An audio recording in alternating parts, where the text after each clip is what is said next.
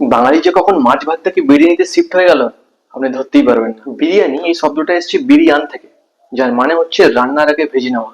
এটা প্রথমে ইরানে পাওয়া যেত, ইরান বা পারস্য, সেখান থেকে মুঘলদের থ্রু দিয়ে ভারতবর্ষে প্রথম আসে বিরিয়ানি। কথায় আছে মোগল সাম্রাজ্যের রানী মুমতাজ প্রথম মোগল সৈনিকদের দেখে বেশ দুর্বল মনে হয়, তার কারণ তারা ঠিকঠাক খেতে পারছে না। সেই কারণে সে বাবুর্চি বা রাঁধুনিদের বলে যে একটা পুষ্টিযুক্ত খাবার তৈরি করার জন্য, যে খাবারটার নাম দেওয়া হয় বিরিয়ানি, যেটা ছিল সেই সময়তে আলু, চাল আর মাংসের একটা সংমিশ্রণ। 1856 সালে নবাব ওয়াজিদ আলী শাহ যখন প্রথম কলকাতায় আসেন, তার হাত ধরেই প্রথম কলকাতাতে কলকাতা বিরিয়ানি জনপ্রিয় হয়। যে বিরিয়ানি নিউট্রিশনাল ফ্যাক্ট, সেখানে বলবো নর্মাল একটা ফুল প্লেট বিরিয়ানিতে অলমোস্ট 500 থেকে 800 ক্যালোরি থাকে, 25 থেকে 30 গ্রাম মতো প্রোটিন, যেটা মাংস থেকে পাওয়া যায়। সেটা মটন বা চিকেন হলে সেটা অন্যান্য হবে, প্রোটিনের পরিমাণটা একটুখানি ডিফারেন্ট হবে।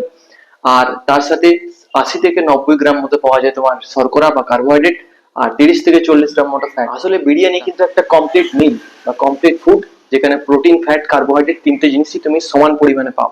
বাট একটা জিনিস এখনকার দিনে তোমার মনে রাখার, যে হাইজিন বা খাবারের গুণমান, যেটা কিন্তু তোমরা সবাই জানো যে গুণমান মেনটেন করা হয়। বেশিরভাগ জায়গাতে তোমার ডালটা ঘি থেকে শুরু করে বনস্পতি ঘি এবং লো কোয়ালিটির, নিম্ন কোয়ালিটির তেল ব্যবহার করা হয়, যেটা তোমার স্বাস্থ্যের জন্য খুবই ক্ষতিকর। লবঙ্গ বা যে রায়তার জিনিস দেওয়া হয়, সেটা তোমার বডিতে ইমিউনিটি বা হজম শক্তি বৃদ্ধি করতে হেল্প করে।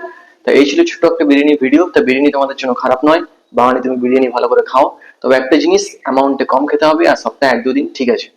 বা তোমার যদি ডায়াবেটিস থাকে তাহলে তোমাকে মেনটেনে খেতে হবে, না হলে কিন্তু অনেক প্রবলেম হতে পারে।